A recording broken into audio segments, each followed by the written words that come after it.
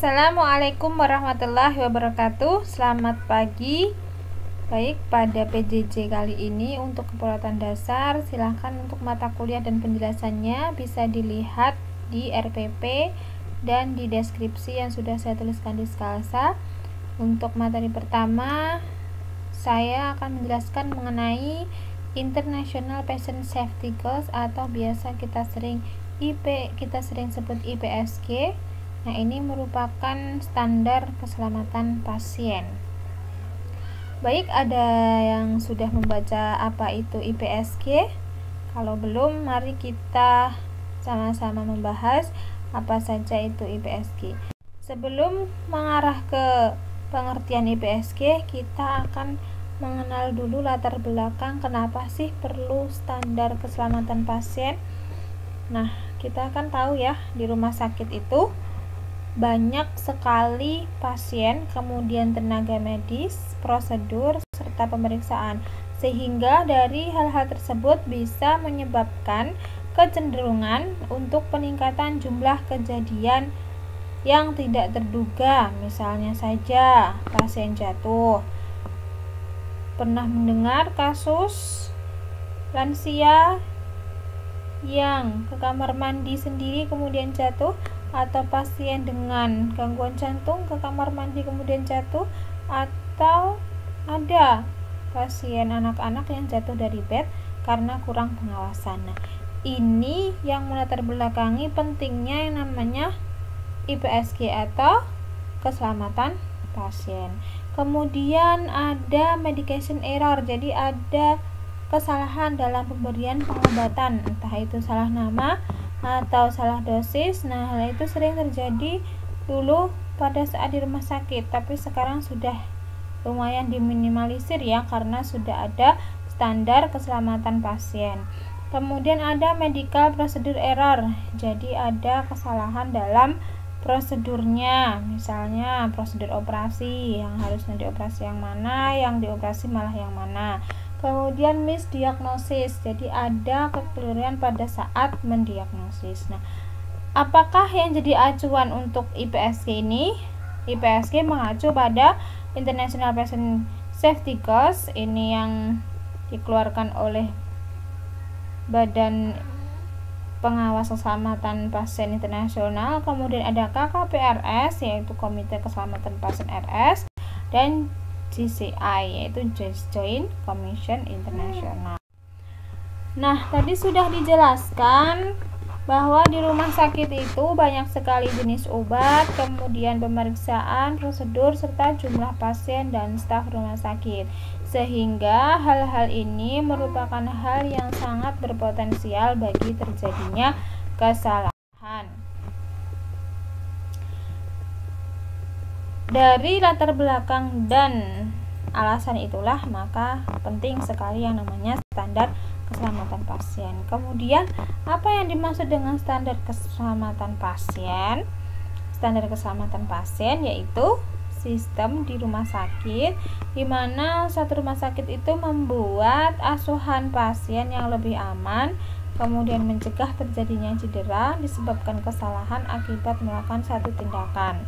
Jadi yang namanya keselamatan pasien itu sistem yang dibuat oleh rumah sakit agar tenaga kesehatannya itu bisa meminimalisir atau mencegah terjadinya cedera karena suatu tindakan.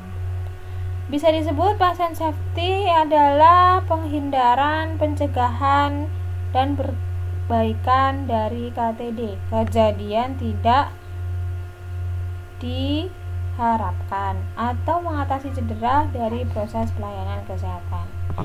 Kemudian, proses keselamatan pasien ini merupakan suatu usaha rumah sakit untuk menurunkan angka kejadian tidak diharapkan yang sering terjadi di rumah sakit. Jadi intinya adalah patient safety itu suatu standar atau sistem yang dibuat rumah sakit agar pasiennya lebih aman, agar kejadian yang tidak diharapkan ini bisa dihilangkan. Nah, sistem ini memang bertujuan untuk mencegah terjadinya cedera yang disebabkan oleh kesalahan akibat melaksanakan tindakan atau tidak mengambil tindakan yang seharusnya. Jadi yang namanya cedera itu bisa karena salah melaksanakan suatu prosedur, atau bisa juga terjadi kesalahan, harusnya dia mengambil tindakan tapi dia tidak tahu sehingga tidak diambil tindakan yang seharusnya. Nah, apa saja yang termasuk dalam sistem keselamatan pasien ini? Sistem tersebut meliputi asesmen risiko. Jadi langkah awalnya adalah asesmen, pengkajian risiko, identifikasi dan pengelolaan risiko, pelaporan dan analisis insiden, kemampuan belajar dari insiden, dan tindak lanjut, implementasi dan solusi. Jadi yang pertama adalah kita harus mengkaji risiko apa saja. Misalnya pengkajian risiko jatuh pada anak, nanti bisa menggunakan Humpty Dumpty scale. Atau pengkajian risiko jatuh pada lansia dan orang dewasa, itu bisa menggunakan skala Morse. Kemudian kalau sudah dikaji, diidentifikasi pengelolaan risikonya seperti apa. Dan yang penting adalah pelaporan dan analisis insiden. Jangan sampai karena tenaga kesehatannya takut sehingga tidak dilaporkan. Begitu juga keluarga tidak melaporkan kejadian jatuh pada anggota keluarganya. Kemudian kemampuan belajar dari insiden. Jadi kalau sudah terdapat insiden seperti ini, apa yang bisa diambil hikmahnya? Apa yang bisa kita lakukan ke depannya untuk memperbaiki agar kejadian yang sama tidak terulang? Dan yang penting adalah tindak lanjut. Setelah semua diidentifikasi, kemudian dianalisis, nah diharapkan dari sistem atau kebijakan yang ada di rumah sakit itu menindak lanjuti, kemudian menerapkan dan memberikan solusinya.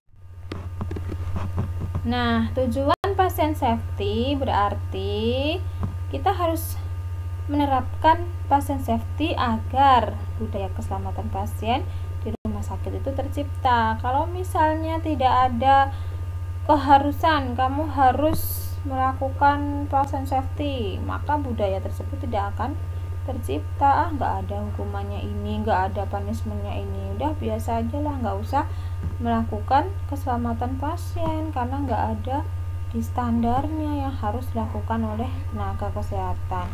Kemudian meningkatnya akuntabilitas rumah sakit terhadap pasien dan masyarakat. Jadi dengan adanya pasien safety, maka rumah sakit itu akan lebih dipercaya oleh pasien dan masyarakat. Oh, di sana loh rumah sakitnya bagus, sangat memperhatikan keselamatan pasien.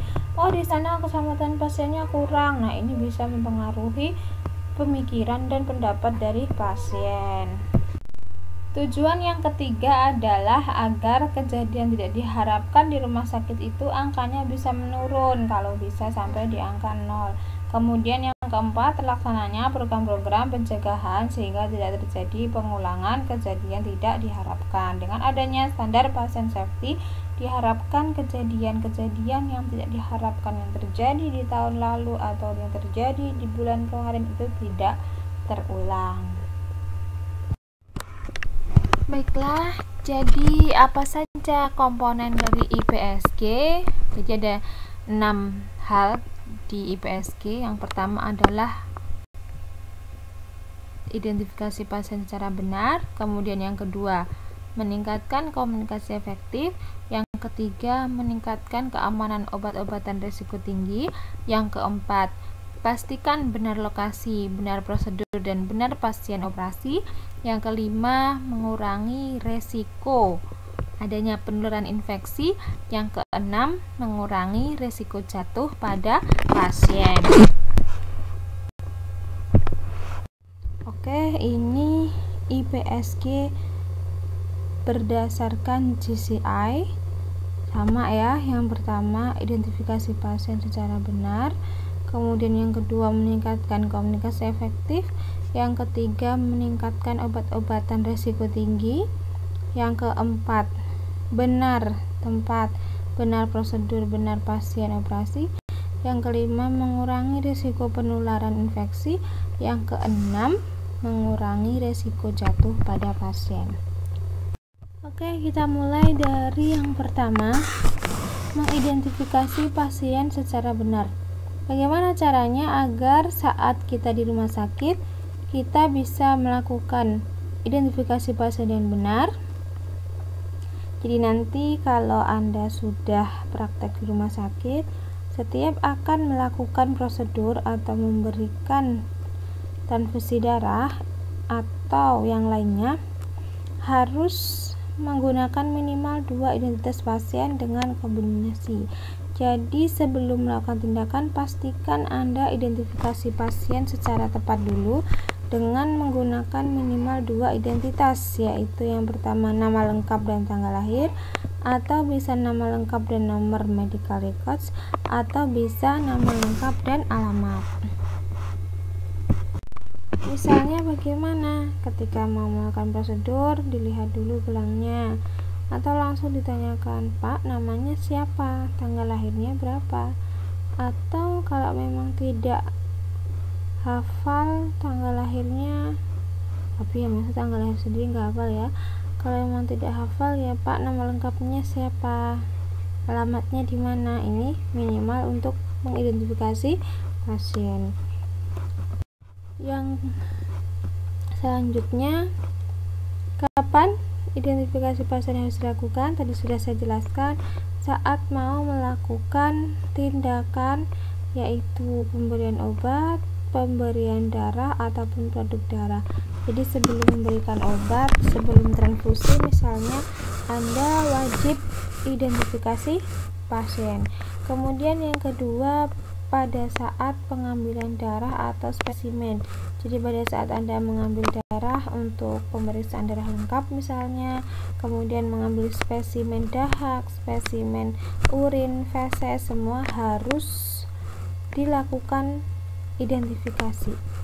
Kemudian yang ketiga, sebelum melakukan tindakan atau prosedur pelayanan. Jadi sebelum Anda mengantarkan ke radiologi, sebelum melakukan tindakan pindah posisi atau pindah ruangan, itu semua harus dilakukan terlebih dahulu identifikasi pasien. Komponen yang kedua adalah meningkatkan komunikasi efektif. Nah, kapan sih komunikasi efektif ini perlu dilakukan? Yaitu pada saat feedback, saat menerima instruksi per telepon. Jadi misalnya nih, Anda jaga di ruangan, kemudian ada telepon. Nah, untuk meningkatkan komunikasi efektif, selalu lakukan proses feedback saat menerima instruksi per telepon. Kemudian kapan lagi komunikasi efektif diperlukan? Saat melakukan handover, pada saat serah terima pasien. Jadi kalau pergantian shift, pasti nanti ada yang namanya serah terima. Jadi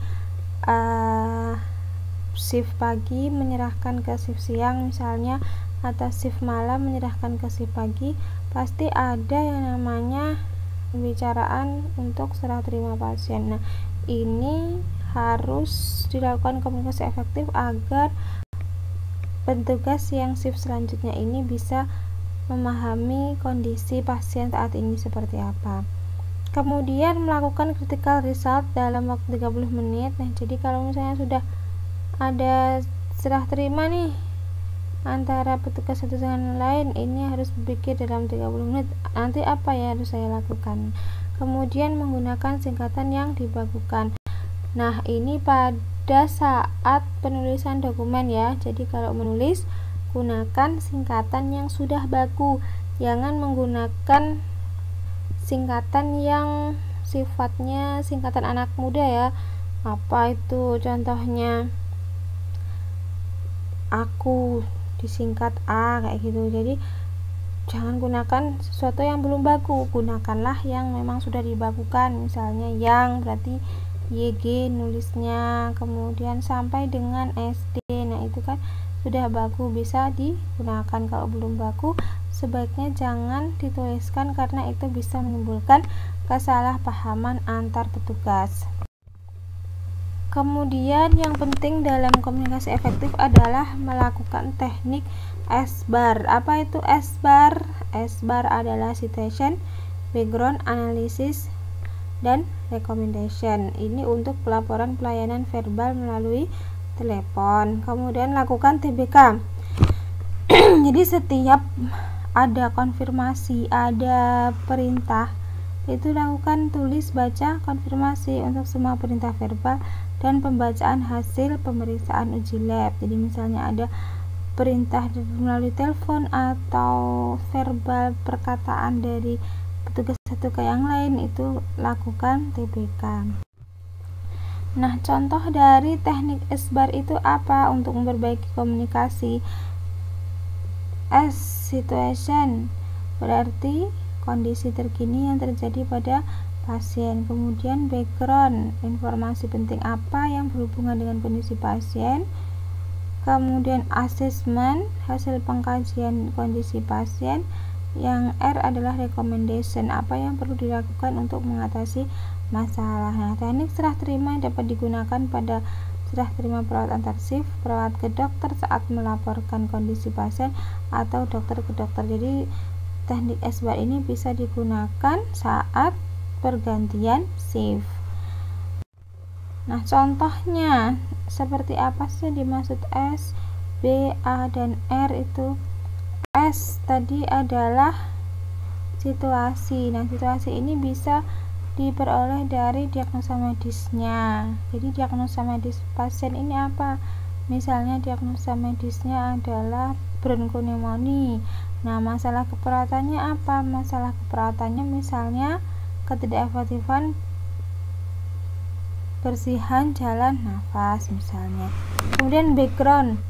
Nah, background ini merupakan tanda dan gejala dari masing-masing masalah keperawatan. Apa tandanya? Data subjektifnya kalau terjadi ketidakefektifan bersihan jalan nafas, misalnya data subjektifnya adalah pasien mengeluh sesak nafas dan batuk berdahak. Kemudian data objektifnya kita periksa nadi dan nafasnya yang lebih dari normal. Ini berarti bisa jadi background. Kemudian yang analisa adalah analisa dari data-data yang ada di background sesuai masalah keperawatan. Nah, dari sini nanti mengacu kepada tujuan dan kriteria hasil masing-masing diagnosa. Yang R, nah rekomendasinya apa? Kalau sudah ada masalah seperti ini, rekomendasinya apa? Intervensi mandiri atau kolaborasi atau hal-hal khusus yang harus menjadi perhatian. Nah, contoh di sini ya, anak post operasi hari pertama dengan kraniotomi, removal causa atrocitoma pos pemasangan pepesan. Masalah keperawatannya misalnya gangguan pulsi jaringan cerebral, tidak efektifnya bersihan jalan nafas, risiko infeksi, risiko gangguan keseimbangan cairan. Nah, di sini backgroundnya atau terbelakangnya, datanya apa? Datanya ibu pasien mengatakan anak cenderung tidur, ubun-ubun tampak cekung, refleks menghisap kurang, tidak ada muntah. Breastfeeding hanya 20 ml, feeding susu 8 kali 50 ml, GCS E3 M5V menangis, pupil reaksinya positif 22, suhu 37,3, RR24, ron kiri kedua lubang paru, nadi 144 kali per menit, BAB tidak ada, hasil PA belum ada, sedang terpasang D5, terus berat badan 5,8 kilo. Nah, A-nya apa? A-nya perfusi jaringan cerebral belum adekuat, pasien masih cenderung tidur, tidak ada tanda-tanda peningkatan TIK.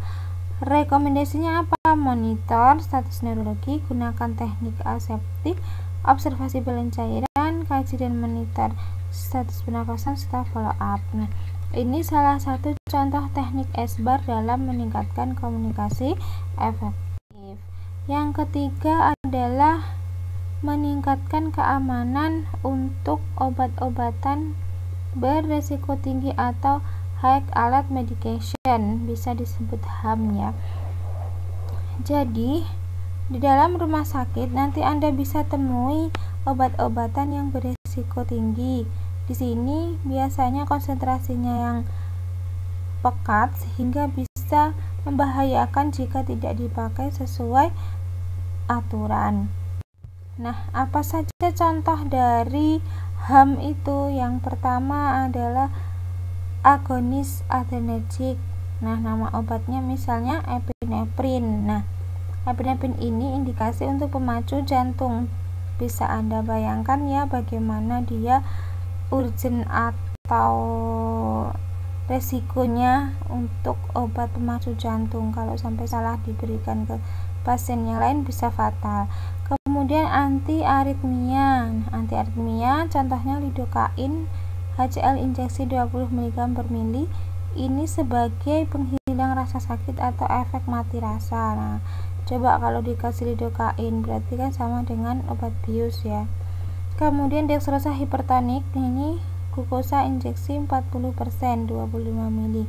Ini bisa meningkatkan glukosa. Jadi untuk pasien-pasien yang hipoglikemi ini bagus langsung diberikan glukosa injeksi 40%. Tapi bisa Anda bayangkan kalau dia itu dalam kondisi yang gula darahnya sudah bagus, dikasih ini jadi melonjak, malah jadi hiper ya, terlalu berlebihan. Kemudian konsentrat HCl. Nah, ini yang bahaya juga ya kalau sampai salah pemberian. Harusnya di drip, kok Anda berikannya injeksi, ini bisa menyebabkan panas ya, bisa terbakar pembuluh darahnya. Kemudian injeksi MgSO4. Nah, ini untuk mengurangi kejang, biasanya diberikan pada ibu melahirkan yang dia mengalami hipertensi, mengalami peningkatan proteinuri atau disebut dengan preeklamsi. Kemudian oksitosin IV, ini untuk memicu kontraksi. Oksitosin biasanya diberikan pada ibu hamil yang akan melahirkan tapi belum ada kontraksi yang kuat. Nah, ini bisa diperkuat dengan oksitosin. Yang ketujuh, elektrolit natrium bikarbonat 8,4%. Nah, ini menetralkan asam darah. Nah, jadi apa yang dimaksud HAM? HAM adalah obat-obatan yang memiliki risiko lebih tinggi untuk menimbulkan komplikasi atau membahayakan pasien secara signifikan jika salah penggunaannya. Nanti Anda bisa cari contohnya ya, bisa langsung menuliskan di forum. Jadi banyak sekali obat-obatan HAM atau kita sebutnya adalah LASA. LASA adalah kepanjangan dari, ada yang tahu LASA kepanjangannya apa?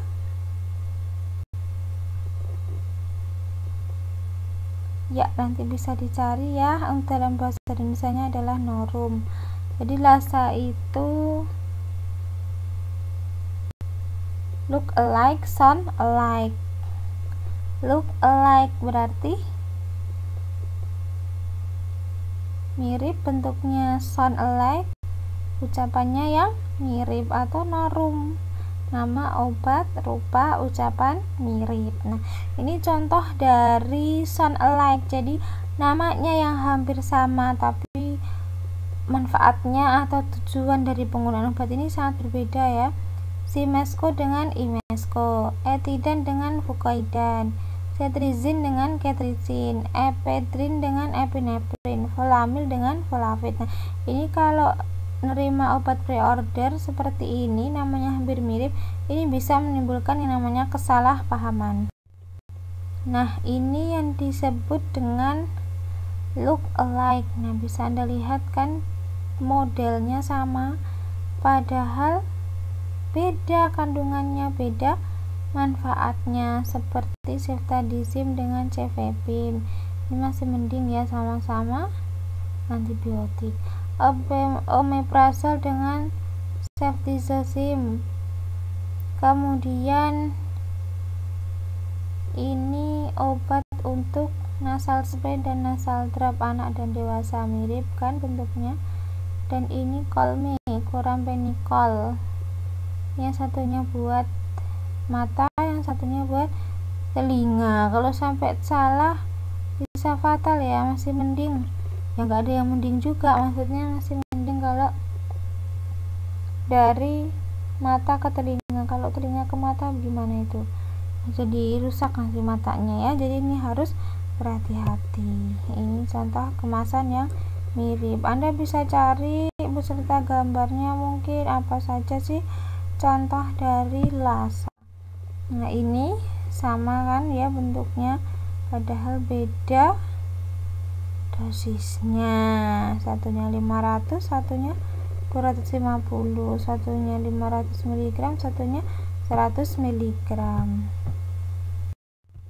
Nah, indikator peningkatan keselamatan penggunaan HAM yaitu jika obat-obatan HAM tidak disimpan dalam unit pasien. Jadi yang namanya rumah sakit ini sudah menerapkan HAM, berarti obat-obatan HAM tidak akan tercampur di dalam unit pasien. Kemudian elektrolit pekat dalam unit perawatan memiliki label yang jelas. Waspada terhadap obat-obatan Lasa dan Norum. Panduan penggunaan HAM adalah HAM harus disimpan secara terpisah, jangan dicampur dengan obat-obatan di tim perawatan atau obat-obatan untuk unit perawatan. Ini terpisah dan diberi label yang jelas. Langsung dikasih label tanda merah high alert medication. Kemudian instruksi lisan HAM harus atau hanya boleh dalam keadaan emergensi. Lakukan pengecekan ganda terhadap semua HAM sebelum diberikan kepada pasien. Setiap pemberian obat terapkan prinsip 6 benar. Pastikan pengenceran dan pencampuran obat dilakukan orang yang kompeten. Jadi sebaiknya yang melakukan pengenceran dan pencampuran itu memang ya farmasi gitu ya, yang dia memang kompeten dalam hal obat-obatan, dia memang dipersiapkan untuk masalah obat-obatan. Kemudian bagaimana cara menyimpan obat-obatan tadi? Harus ditempelkan stiker HAM warna merah yang jelas ya. Kemudian stikernya ditempelkan pada setiap ampul. Nah kalau perlu setiap ampul ditempeli stiker HAM, kemudian nanti sekelompoknya juga ditempelin lagi stiker HAM. Jadi perawat itu tahu, petugas itu tahu ini obat-obatan yang beresiko tinggi. Kemudian dipisahkan antara HAM dengan obat yang lain. Simpan obat sitostatika dalam wadah ungu. Simpan obat narkotik dalam lemari dengan kunci double, dan lakukan metode Thalmann lettering pada obat Lasa. Thalmann lettering itu seperti apa? Seperti ini Thalmann lettering. Jadi ditulis huruf yang besar-besar yang hampir mirip. Carbamazole, carbimazole. Nah ini dituliskan belakangnya yang hampir-hampir mirip ini biar enggak salah. Cefazolin, ceftazidime, cefotaxime, cefuroxime. Nah ini hampir-hampir mirip ini, yang berbeda mana dijelaskan. Quinidin, quinin, tramadol, trazodone. Nah ini dituliskan secara metode Thalmann. Nah ini contoh gambarnya ya, diberikan di wadah khusus, dikasih stiker. Oke, yang keberapa ini ya? Berarti keempat. Nah ini pastikan kalau pada saat melakukan operasi itu benar lokasi, benar prosedur, dan benar pasien. Jadi jangan sampai sudah benar lokasi, benar prosedur, salah pasiennya. Harusnya pasien A yang dimasukkan atau yang dioperasi pasien B, atau sudah benar prosedur, sudah benar pasien, tapi salah lokasi. Pernah ada kejadian ya, harusnya dioperasi kaki kanan, malah yang salah itu salah tanda, akhirnya dioperasi kaki kiri. Jadinya kan fatal ya, itu sangat merugikan pasien. Jadi kapan hal-hal seperti ini dilakukan? Saat melakukan set marking atau tanda jelas untuk lokasi operasi. Pastikan sebelum melakukan operasi itu dilihat tandanya di mana di laporan, sudah tepat belum. Kalau sudah tepat, kita kasih tanda ke pasiennya. Kemudian menggunakan dan melengkapi surgical checklist. Nah ini jangan bosan-bosan atau jangan malas untuk menulis dokumentasi. Harus di checklist dulu sebelum melakukan operasi. Sudah lengkap belum? Apa yang kurang ya? Info apa ya yang kurang? Yang harus saya dapatkan ya, harus saya tahu ya. Kemudian tim operasi menerapkan dan mencatat prosedur sebelum insisi yang melakukan sign-in sebelum pembiusan.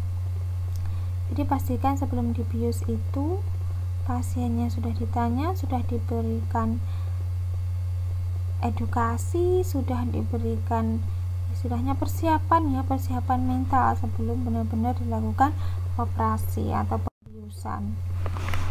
Kemudian selanjutnya mengurangi resiko penularan infeksi. Nah, sekarang ini kan sedang booming ya masalah cuci tangan. Cuci tangan itu sebenarnya sudah ada sejak dulu, sudah ada dan diajarkan sejak dulu, tapi sepertinya ini menjadi booming karena masalah yang sedang beredar saat ini ya. Jadi memang cuci tangan itu suatu prosedur yang sangat penting dalam mencegah infeksi. Karena apa? Karena kita itu selalu bersentuhan dengan tangan. Saat mau memegang apapun juga dengan tangan. Jadi kita tidak tahu berapa banyak kuman yang berada di tangan, meskipun itu dalam kondisi tangan bersih, belum tentu itu bebas dari kuman, bakteri, virus. Jadi memang harus melakukan cuci tangan.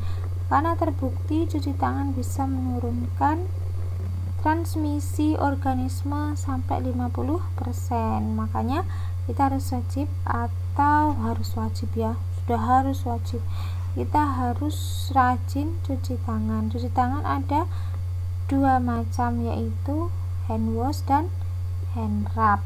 Hand wash berarti kita mencuci tangan dengan sabun di air mengalir, hand rub berarti dengan basis alkohol. Nah, seperti yang sekarang booming juga ya, kalau mencuci tangan dengan air dan sabun lebih efektif daripada alkohol, karena yang namanya cuci tangan dengan air mengalir dengan sabun, kumannya akan lebih cepat hilang karena dia mengikuti atau dia ikut dengan aliran air. Beda dengan alkohol, namanya alkohol lama-lama bisa kering, atau yang bahaya adalah menurunkan resistensi ya, alkohol terus akhirnya resistensi terhadap kuman. Ini yang dikhawatirkan.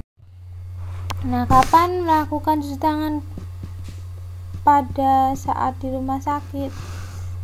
Kalau pada saat di rumah sakit, kita sebagai tenaga kesehatan ingat 5 momen hand hygiene. Yang pertama, sebelum kontak dengan pasien. Jadi sebelum kita ke pasien harus cuci tangan. Ini untuk menghindari pasien agar tidak terkena transmisi kuman dari yang lain, misalnya saat pegang pasien satu dengan pasien yang lain. Kemudian sebelum melakukan tindakan aseptik, nah sebelum kita menyuntik, sebelum kita menginfus, harus dipastikan cuci tangan. Kemudian setelah kontak dengan cairan tubuh, nah ini berarti berguna untuk diri sendiri ya. Setelah kontak dengan cairan tubuh, jangan sampai cairan tubuh pasien itu masuk ke kita, misalnya ada luka di tangan kita, nanti bisa bahaya, yaitu pada entry kuman.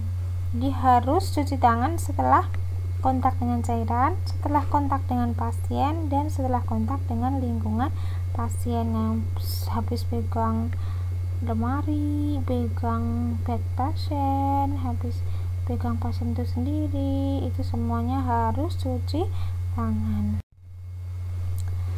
Kemudian mengurangi resiko jatuh. Nah, tadi sudah saya jelaskan di awal, ternyata banyak pasien lansia itu jatuh karena lantai licin. Banyak pasien lansia jatuh karena lampunya kurang terang ya. Jadi ini hal-hal seperti ini harus dicegah, harus dikurangi agar tidak terjadi lagi kejadian pasien jatuh. Bagaimana caranya untuk mengurangi kejadiannya? Yang pertama, pengkajian awal untuk pasien risiko jatuh. Tadi sudah saya jelaskan juga, masih ingat ya, kalau anak-anak menggunakan Humpty Dumpty, kalau dewasa dan lansia menggunakan skala Morse. Jadi setelah kita identifikasi, oh ternyata ini resiko jatuhnya tinggi, kita berikan gelang warna kuning, atau biasanya kalau di anak-anak kita cantelkan itu ya di infusnya ya, resiko tinggi jatuh, gambarnya manusia jatuh dengan background warna kuning. Nah ini artinya adalah resiko tinggi untuk jatuh. Kemudian kalau sudah dapat di pengkajian itu identifikasinya, oh ini pasiennya berisiko, berarti kita harus melakukan tindakan selanjutnya bagaimana ya agar pasien tidak berisiko jatuh. Nah misalnya kalau anak-anak ya jangan lupa pasang sentral ya, yang di samping bednya itu dipasang biar enggak jatuh. Kemudian tadi sudah dijelaskan Humpty Dumpty, Morseval, dan penggunaan gelang berwarna kuning. Bagaimana untuk mengurangi risiko jatuh selanjutnya? Yang pertama, anjurkan klien menggunakan bel jika membutuhkan bantuan. Nih belnya ya Bapak Ibu kalau ada yang dibutuhkan. Kemudian berikan alas kaki yang tidak licin ya, selapnya yang kasar jadi tidak cepat tergelincir. Kemudian berikan pencahayaan yang dikuat. Nah cahayanya jangan remang-remang ya, harus terang kecuali kalau mau tidur. Kemudian pasang pengaman tempat tidur, tadi sentral ya, di samping kanan kiri tempat tidur itu dipasang, jangan cuma perhiasan. Kemudian jaga lantai kamar mandi agar tidak licin, dan penggunaan restraint atau menggunakan pengikat pada pasien yang misalnya penurunan kesadaran. Biasanya penurunan kesadaran itu kan gelisah ya, ini berisiko jatuh, jadi harus di restraint. Oke, sampai di sini penjelasan saya. Jika ada yang ditanyakan bisa langsung ke forum diskusi. Saya ingatkan kembali, daftar hadirnya harus diisi satu saja ya dalam waktu seminggu. Klik satu saja, yang penting sudah ada daftar hadir Anda. Kemudian untuk penilaian saya akan lihat forum diskusi adakah nama Anda atau dilewat-lewatkan saja, download materi aja tapi nggak ikuti diskusi, berarti kelihatan ya. Kemudian tugas sama kuis ini untuk komponen penilaiannya. Oke, save your patient from accident and harm. Selamat belajar. Saya akhiri. Assalamualaikum warahmatullahi wabarakatuh.